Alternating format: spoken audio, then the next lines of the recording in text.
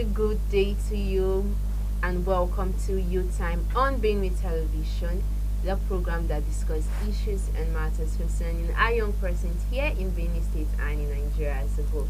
As you all know, I am Dorcas Chia, and today we are going to be looking at something very interesting and something that is, I don't want to say trending, but is very relatable to our young persons and even children and maybe the parents in our society today. We are going to be looking at the impact of overprotective parenting on young persons.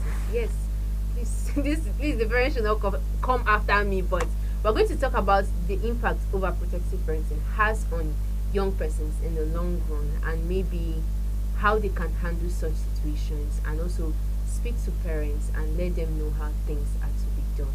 And I have with me, our studio today is filled up. We have people who are going to be speaking to us on this. They may have had one or two experiences, I can't tell, but as we begin the whole discussion, we shall get to know. But for now, let's just go on a very short break, and when we return, I will introduce our guests to you and the discussion will kickstart. Stay with us.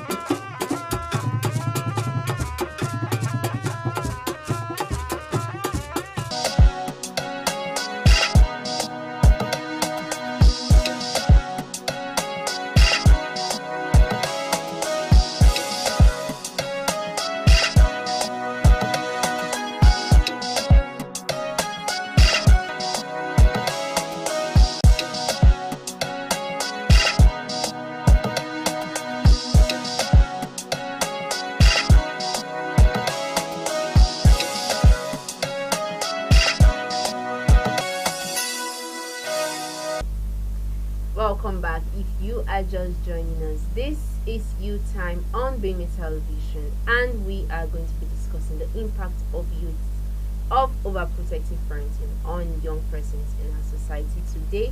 And before we went on that break, I told us that the house is packed full and we have our guests seated and they are itching to begin the discussion. They want to start telling us what we need to know.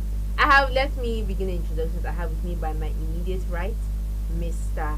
Lubem Abo.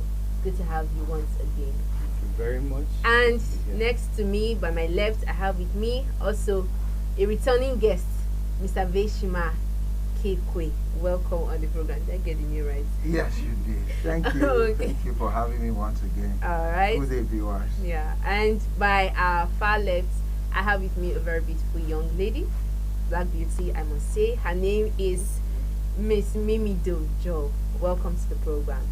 It's good to have you here. I hope we are all feeling good today and relaxed. I really do. Yes. Okay. Let me start with you, Mimi. Say ladies first. It's like far eight.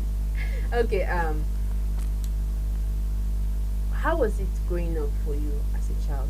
Did you experience the overprotective parenting growing up as a child? Okay. So growing up, like part of my growing up was with my mom, the other part was with my aunt. Okay. So while I was with my parents, I mean they trusted I and my sister a lot. So we had the freedom. But when I went to stay with my aunt, that was where the problem came. Okay.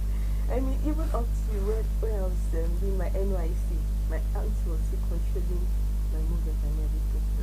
Like I never had the chance to like go out. So basically, if my people was serious to go to work, You need to be come back directly under her eyelash. Yeah.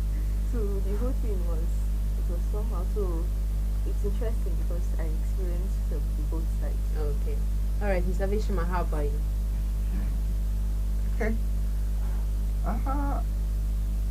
I grew up exclusively with my parents and 5 other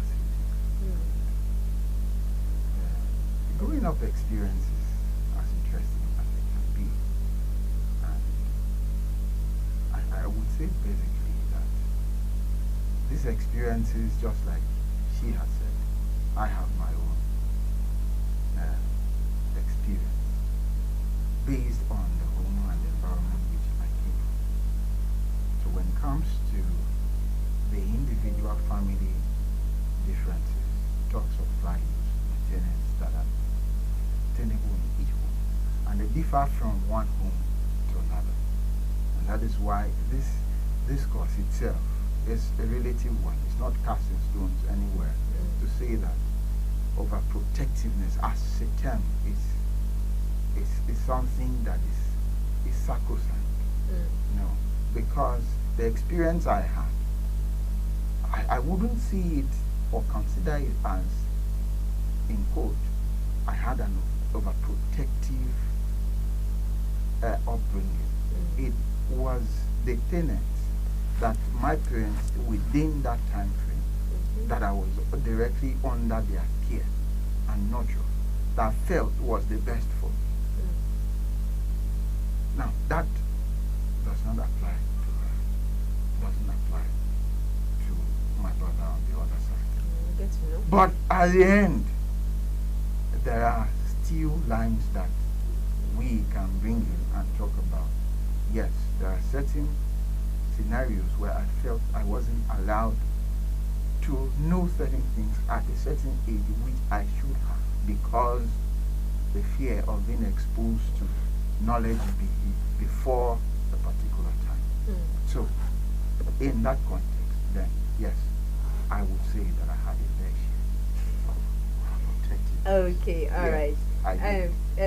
Lubem, can you tell us your own experience and why you're doing that? And I would love you to tell us exactly what overprotective parenting really entails for someone listening, and maybe even our parents that are listening. After this program, they will look for me. Yeah. You And know, for I them will to find know, you. so that they will know exactly what you are talking about. That yes. Thank you very much for that wonderful question and opportunity, and this wonderful opportunity. No This is problem. a critical topic. Okay. Critical because it has a lot of long-term effects.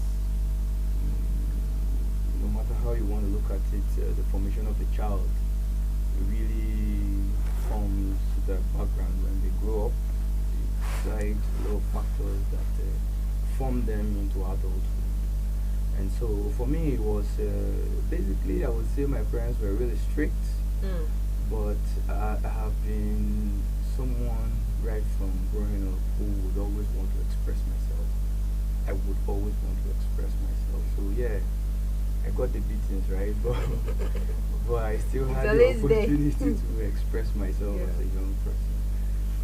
So to the second part of your question, which is relative to my response, I would say that there's, for me, a slight difference between overprotectiveness and being strict as a parent, or rather Thin in line. parenting. There's a thin line between these two, and I'll try to give slight examples. Of course, these days it's looking like parents don't have a choice but to be protective, and I'll give you two scenarios even in that. Children these days are growing up in a technology era where they need to be protected from certain levels of information. I'd accept that as a healthy way of being protective to a child. And then again, we have a society today that is full of child traffickers. That is the negative aspect of not protecting your child. So you expose these children to certain hazards when they are not under your radar. So that is the aspect of protectiveness. Now, if I want to look at it from the aspect of being strict, that's where I have a serious problem with that aspect of parenting. Because when you are overbearing or too strict on a child's development, it affects the child in different areas. And one of those key areas I would like to mention on a program like this is self-esteem. Okay. A child that is not allowed to be expressive grows up very low self-esteem. Mm. That's one of the key areas that I'm basically concerned about, because even when it comes to talent, skills, and what have you, when you don't develop it, when you Okay. don't begin to harness it from childhood, Yeah. it's Okay, sorry definitely to going cut you short. yeah. We are going to come to the effects of overprotectiveness. Still on this question, because I feel like maybe it hasn't been answered well Okay, enough. okay. Yes, you have said there's a thin line between being strict and being Protective, overprotective. yes. So at what point does a parent cross that line that you say, okay, this parent is being overprotective, this parent is going overboard, this is not, it might be coming from a place of love, but this is too much. It's simple. We have child rights. Mm. We have child rights, and children have rights, even to their parents. Okay. Even in you see clips where in developed climes where children can even report parents. I mean, we don't have that here, but it's simple. It's all about child rights. A child should be protected from a hazardous society. That's correct. But then, are you trying to limit this child in trying to protect them? Are you limiting this child to not be expressive? For example, a child that wants to go and play football, you know this child likes football. You know there's a pitch by the corner that this child can go play football. But as a parent, you feel like you don't like football.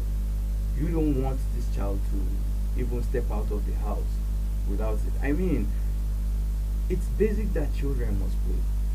So even if it's not the football, what opportunity, what alternative have you given this child when it comes to play?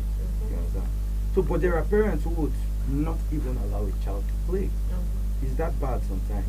So that is where I would say that parenting would need to be, guided At in one that point. aspect. Yes. There's actually a thin line, but if you look at it critically, you can be strict to your children.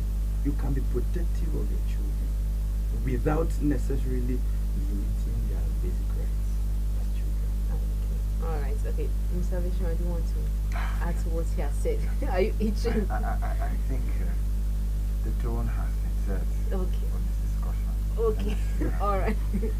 I know it's quite interesting, and like I said, a very innovative concept to discuss. I would speak and then give some examples here and there. Okay. Now, my first son will be 6 years, a couple of days on the 29th. When he was about a year plus, he liked playing with dolls. The curiosity of touching the naked frame. Whenever there is party and I want to quickly maybe on a candle, bake the candle, he would want to touch the candle. The mom would always not want that, because as an adult, you know that the candle is going to burn. For him, yeah.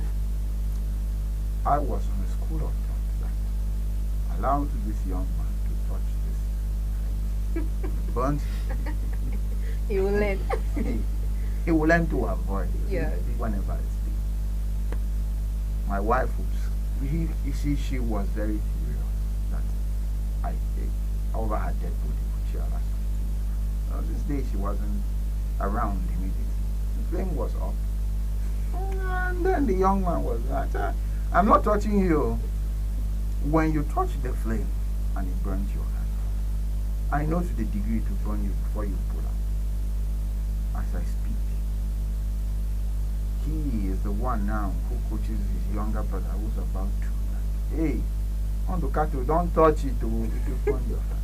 If there's no, why am I going to? From the creationist perspective, we have a world that has evil and good on one side, good on one side, evil on God's side.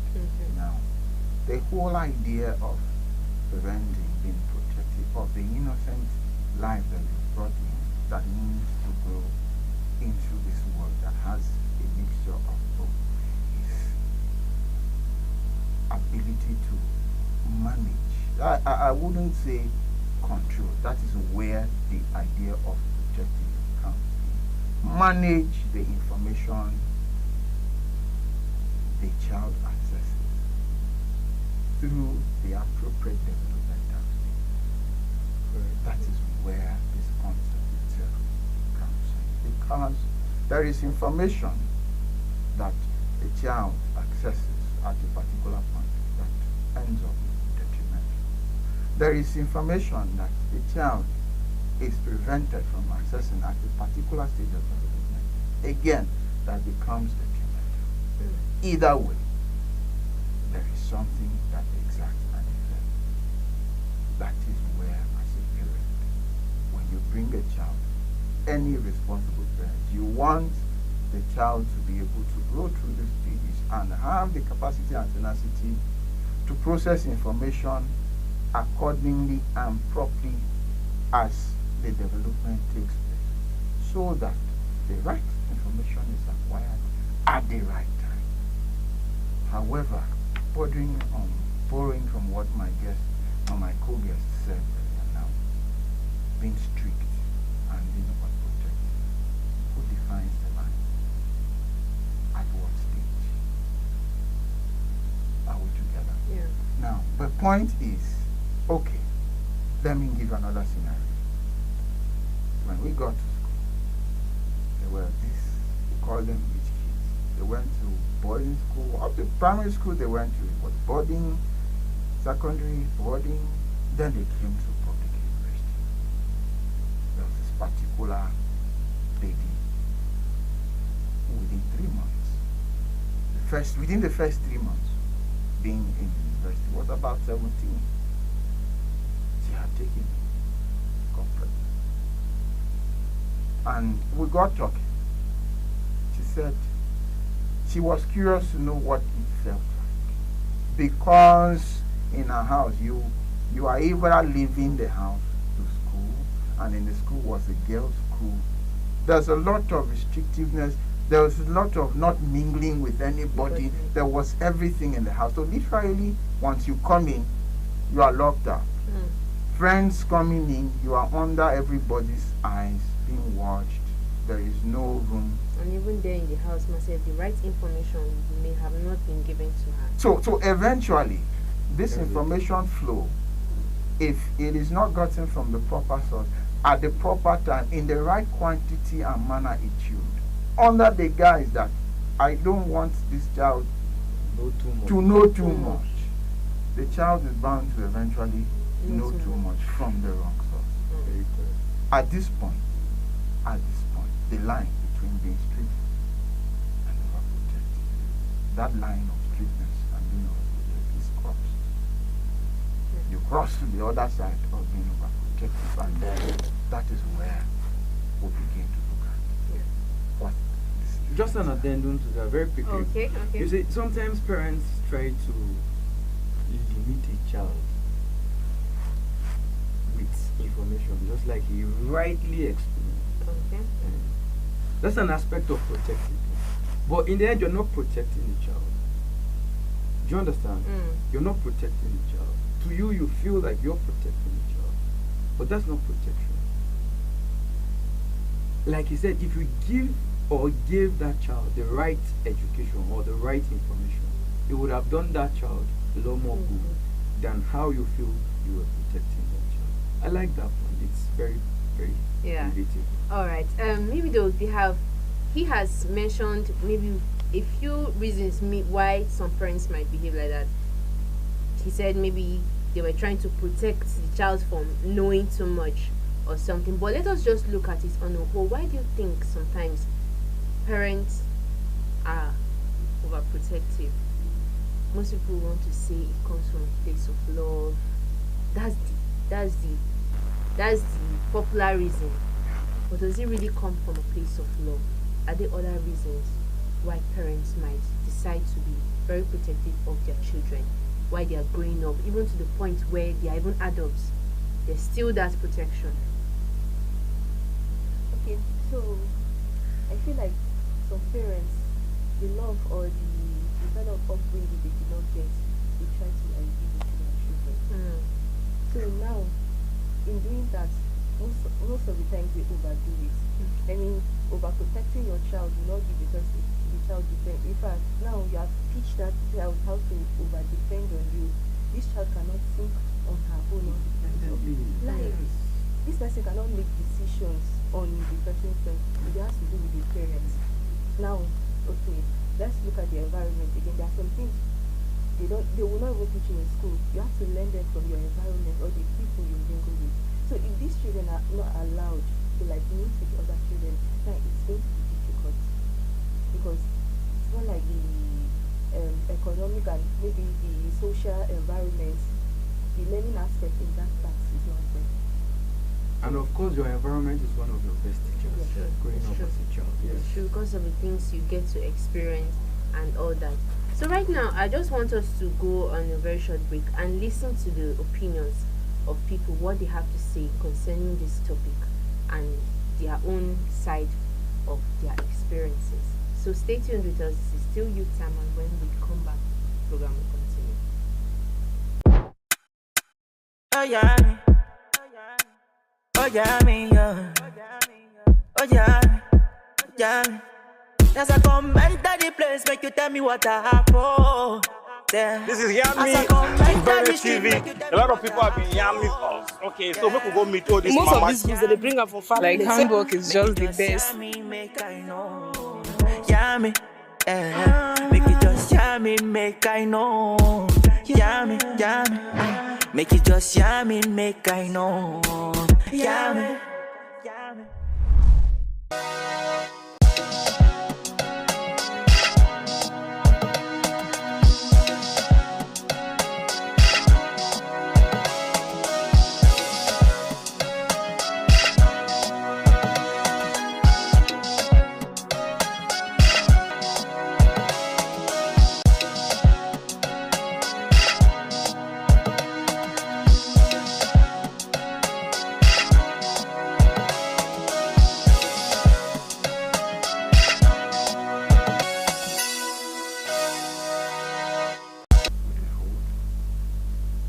Okay, welcome back. This is still Youth Time on Beanie Television, and we are still talking about the impact of overprotectiveness on young persons here in our society, and we still have our guests with us here.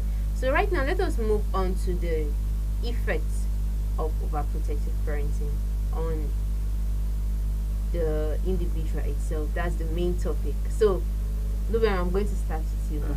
So, what do you think? We can look at it from the positive side and from the negative side, how it affects the individual. Yeah, I mean, for me, overprotectiveness has no positive side. But protectiveness could have very positive side. And one of the positive sides to protecting a child beyond your bad environment, what I mean by apart from a bad society, one of the key advantages of protecting a child is discipline.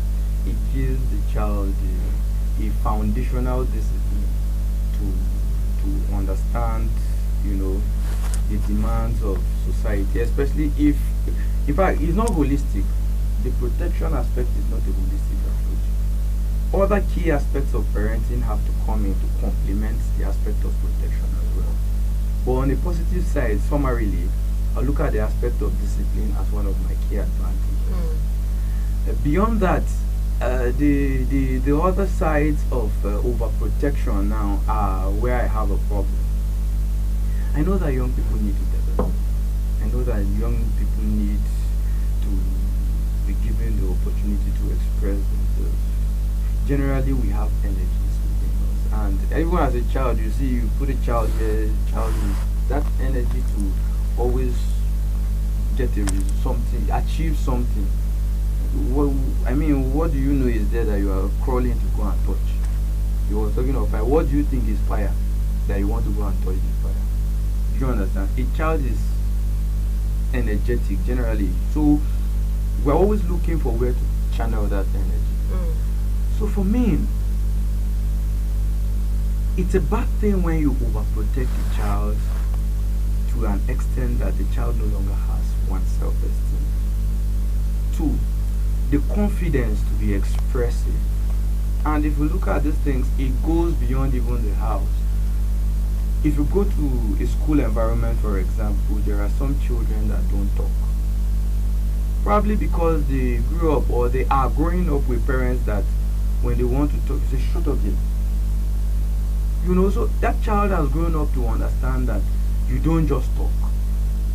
But you can actually correct the child if they are saying something wrong or when you don't want them to talk in a better way than just abruptly telling the child to shut up there. That shut up there now makes the child to have low self-esteem. You go to where your classmates are and you can't talk. You're jittery, you're scared. Why? Because you feel like there's some level of restriction psychologically inside your head. It's making you not want to express yourself. And then now it begins to affect you in other areas. It begins to probably affect your communication skills, probably affect your performance in school, and so many other areas. So for me, overprotectiveness has no advantage. But being protective as a parent can have its very serious advantage in the aspect of discipline, in the aspect of regulation, in the aspect of moderation, and some of these very good areas. But when you talk about overprotectiveness, for me there's no advantage to that. And instead of being overprotective, we can remodel that word to be a better guardian, be a guardian rather. When you're guarding a child, the difference is clear. You don't shout down on the child. You're like, no, don't do this, do this. No, don't do this like this. Do it like this. You know, for example, if you buy a child a phone, you have to regulate the kind of things that the child is supposed to. I mean, parents give children phones these days, right? Yeah. But if you observe, when you see a child with a phone, most times you see them watching either cartoons or there are some children games that you just give them, keep them busy. And of course, some of these things help these children even learn grammar. From my own personal observation, you see children speaking Queen's English these days without even attending Montessori schools. So these are good ways to guard children. But being overprotective sometimes hinges on the child's rights. And there are so many children rights or child rights that need to be looked into. So even as parents, for me, it's good that we check that our aspect of guiding children does not grow into overprotectiveness, that rather underdevelops the child or develops the child in negative areas. All right. Okay. Thank you very much. And maybe though, for you, what would, in your own opinion, and maybe from the little experience you may have had while growing up, how do you think this also affects an individual as he grows up? This particular overprotective parent. Okay. So, as Robert said earlier, children need guidance. You cannot leave children on their own because at that age, there are some decisions you cannot take on their own. So that's when the parents come in. But when it becomes overprotectiveness, that's where the problem is. So now, okay, like if you go to schools, Robert already said it. There are some children that are reserved. They are quiet. They even tend to bully these children because they can't even stand for themselves. Then again, these children cannot make decisions on their own. It has to be with the parents. They still have low self-esteem. Let's talk on the issue of the fear of making mistakes as an effect also. That fear in the child. Okay, so that's a very bad thing because we learn from our mistakes. So if you don't allow these children to make mistakes, how are they going to learn? Because most of these children, and they feel like they are not supposed to make mistakes because they are scared of making mistakes. If they make a mistake, now the parents will be angry. I have a problem with that aspect of making mistakes. He was talking about allowing his child to go and touch fire. I mean, I grew up with my elder brother and a similar situation. Till date, he has some scars. It's the same fire that caused him. Unfortunately for him, my parents were not there. And so he crawled into a fire that really got to him and gave him some scars. Something like so. Yes, I mean mistakes are warranted, but let's do that. Let's have a guided model to making mistakes. Mm. Yes. Because because actually looking at it, if you look at it, it's not most of the times parents making some people generally in society makes it look like you making a mistake is it's actually a bad thing. Now that is where That the is problem lies. so, but people actually need to know that when you make a mistake, when you fail, that's not the end. Like I'll tell my younger sister because she has this thing of her, she always has to be perfect, she always has to, and I'm like, calm down. Calm down, because in her class she has to always be the top. I'm like, calm down. It's okay for you to make a mistake. We're not saying you should fail, but when this happens, there are ways to go about it and everything like that. So Visha, I don't know if you want to contribute. Yes, I sure do. Yeah. Now, from a human biologist perspective, Okay. right? Mm. That I want to say one or two things in this way. Mm. The greatest, the ultra computer ever manufactured or produced is you and I, and by the creator himself. Because when we were born, we came in with the greatest computing architecture, which is our brain. When we were born with it, it was blank. So whatever we know today and will know tomorrow is coming from this environment. So it is the input.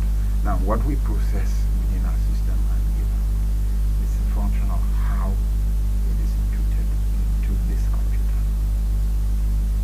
The processing, however, cannot be controlled. It can only be guided and managed at the stages of initial development, because from when a child is born, learns to sit, learns to crawl, learns to walk, to teenage stage where the hormones and the brain begin to communicate and release hormones and self-awareness and the impulses to express, to know, the urge to acquire knowledge sets in. At this point, management is key to distinguish and draw lines so that the inputs in the form of being protective are not eventually suppressing the child from developing into its full or her full potential, its full potential as the case may be. In essence, there is a wave of, okay, if you are too concerned about this child turning bad, such more so that you prevent the child from mingling or expression, eventually the child will become bad either way. If you allow the child to get wayward, okay, this is the new wave, let the child just roam, eventually will find his way or his or her way back home at his own time. The child will end up bad either way. So the question now is, how do you do that? At what point do you draw a line to make sure that the input into the system is a truth, because the truth that is programmed into us has to be repetitious. So the modality of imputing it is what will help the child to now turn up to be the proper adult as it grows. Let me give you an example, one illustration. He made mention of playing, let's say, football. I can recall how many times I was beaten to whatever stage for playing football. Right? That was when I was growing up in the 90s. Today, I have younger ones in the house that they are liberty to go out and play football. Right? Yeah. The idea now is, okay, People even make careers out of football. They live well, they take care of family, they become somebody in society by this. And then I have a particular football. relative. She's very particular on that. She said one of her sons must play football. She's particular about the boy learning it. Children now She said, are taken to sports academy where they are trained to be sports, to be athletes, footballers. The question is, what has changed? The ability to manage the input.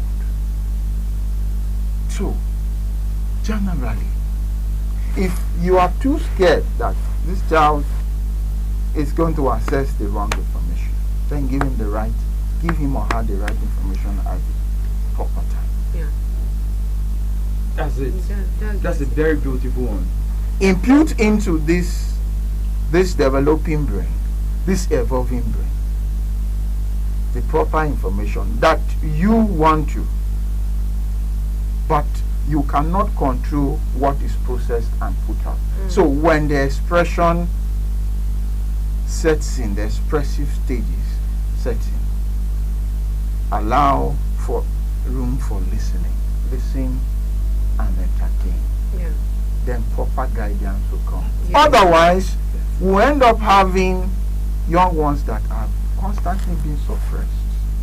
They are too afraid to try because they don't want to fail. Yes. Because if I fail, my daddy would skin me alive, my mommy would scream. Each time I fail, my mommy screams and it gets to me. The child becomes timid, as he said, withdraws, and is affected socially. Psychosocial behavioral distortions are seen. Children whom are suppressed. Yeah. In this line is no longer protection.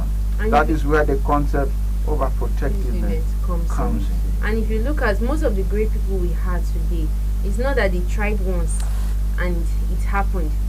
It's beyond that. They tried. There were times where they made It's mistakes and especially only they in the failed. aspect of talent. Imagine if they had Exactly. overprotective parents who they were like, if you fail, they won't be talking about them today. That's it. So I still want us to listen to the opinions people have concerning this particular topic. So right now we are going to look at a video and hear what people have to say concerning the topic for today. So stay tuned and continue watching.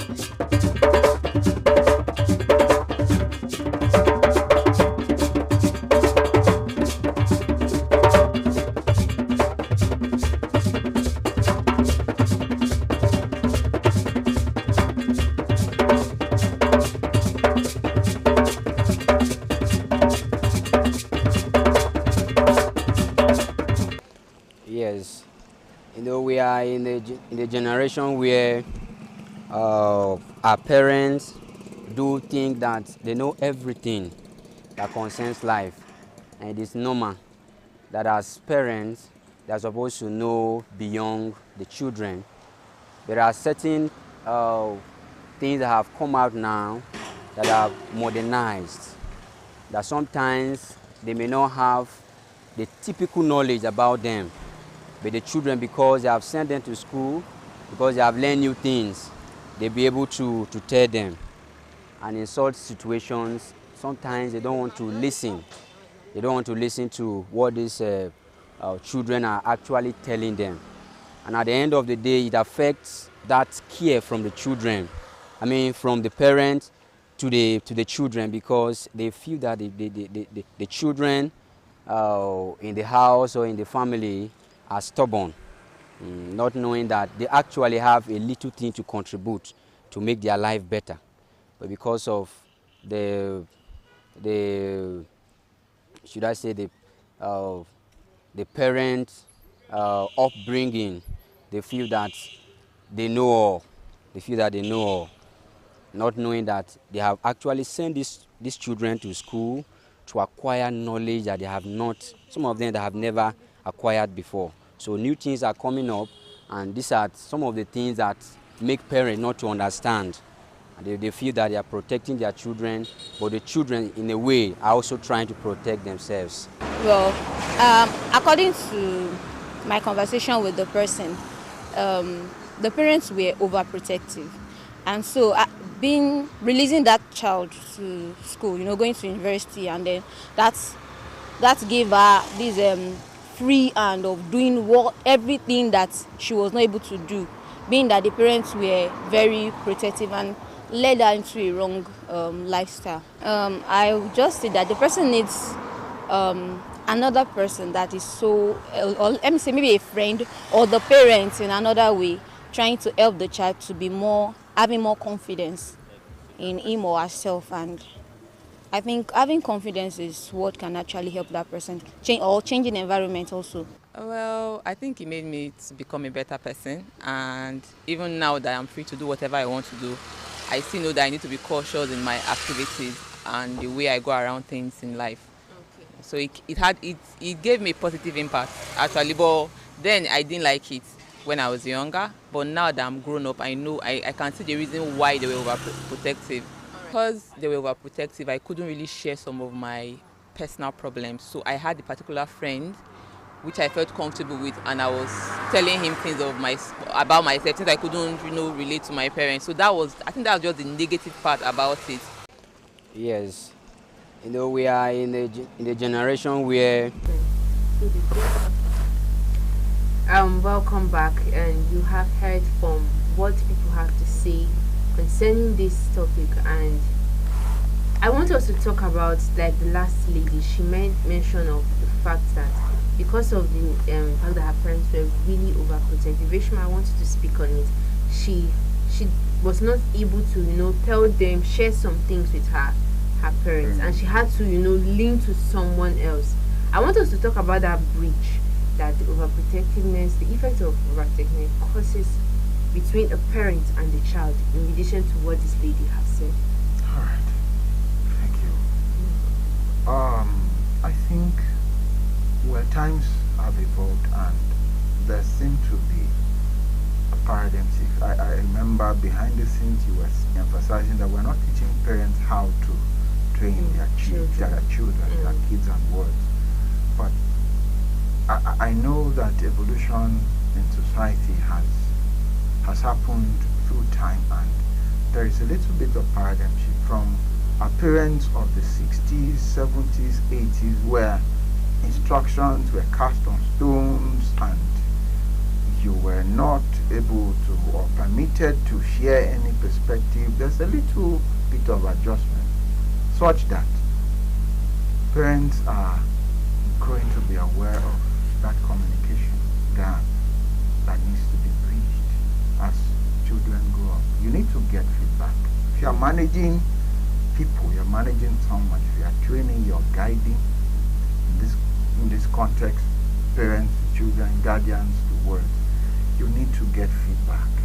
And that is where I want to believe strongly that we are in this 21st century must buttress on, because it is a failure of that feedback mechanism to be established. And let it be from we the parents that make these young ones to seek safe havens outside the circle of the family or people whom they should trust. Because, like I said earlier on in the program, this information that you seek to protect from being accessed at the wrong time, you're waiting for the right time.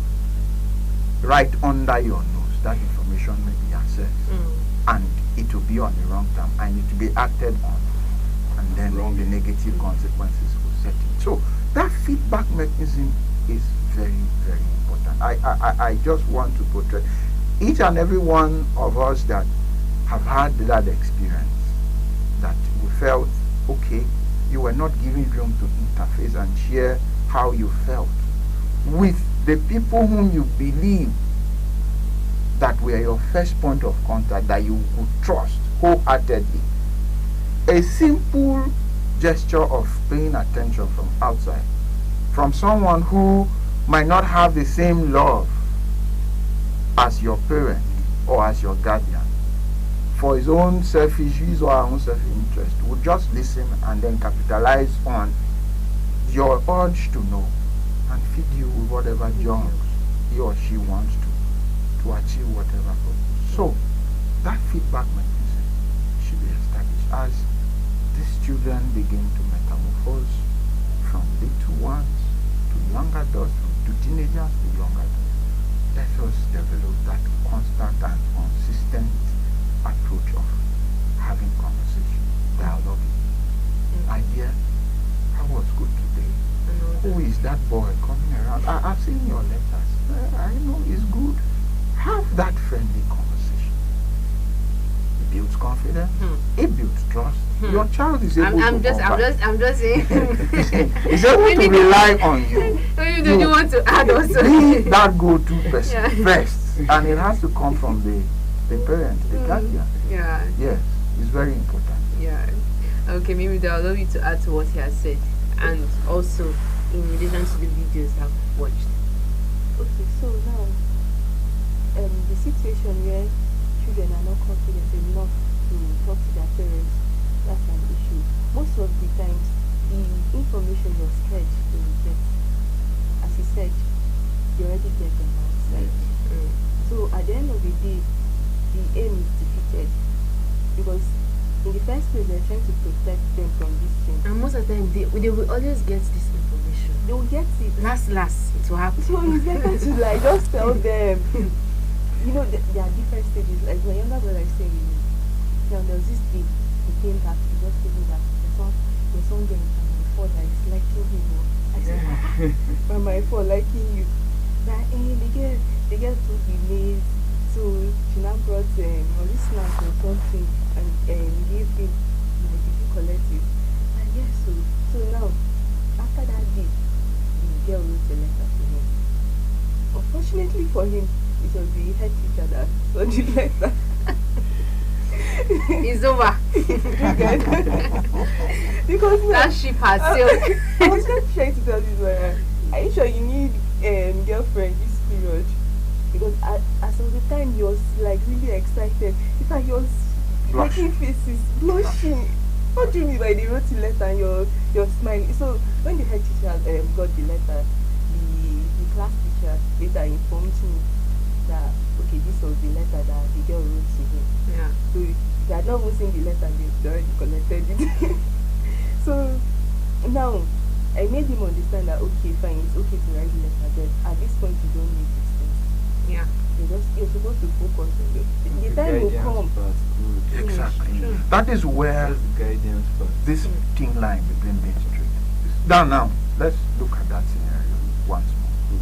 Supposing you see that child, you begin to shout him down for as small as you are. Why are you normal? To scream. Will never. Or to even to a point to flog. That's the last time. He's a human being, for crying out loud. Are you flogging him for being a human being? If he's being expressive or feeling a particular way at this point of his development, and you feel, well, it is not the proper time to focus energy on that. It is the process of feeling that way itself is not wrong. The timing is not ideal. Let me just chip in this, that I grew up, because of the nature of how hard my dad was on we, his sons, relating with this was a problem. Up to a point, I graduated from the university, my first degree. I literally had no energy to relate with ladies closely. Just that attention of, let me put it in simple English, or let me say straight now, I've been no sabi to scared. No, I'm just being frank here. No, those things happen.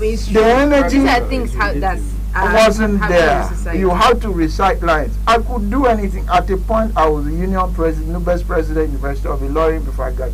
But that energy, because my dad made it, was almost a taboo. The idea was, the song was, if you spoil somebody's child, your own is finished. If you get someone. But this pregnant son, 2-3 years on, son, you need to bring somebody. How was I going to do that overnight? Yeah. So these conversations are very frank conversations that must be encouraged. Yes. Amongst guardians, parents, that the feedback mechanism as a child begins to move through the developmental stages, get to teenage age. Let's start having this feedback mechanism where you get from the input you have begun making from day one to up to this point. What is the feedback? Listen. Yeah. Very important. All right. Thank you very much. Thank you. And Robert, I just want you to give us 1 minute, because just in 1 minute, because our time is already up. Just your round up and we'll move forward. Yeah, I mean we've dissected this topic in different areas. It is not a totally bad thing in itself for parents to protect their children. Let's even go to the aspect of overprotection. For me, I would advise young people that when you find yourself in such situations, please don't go to the wrong audience. Your friends may not be the best audience when you find yourself in such situations. Rather, for me, one thing I also did that helped me, because I grew up with strict parents too, was the fact that I joined social clubs like Rotary, ISEC and all that to help you develop yourself and bring out the best in you rather than go back to the ship. All right. You understand? Thank you very much. So that would be a better aspect to go about things. Yes, so this is where we draw the curtain for today on Youth Time, and I hope you were able to get something from today's episode. So till I come your way with another interesting episode again next week, I remain Dr. Shah. Have a lovely week ahead and stay safe.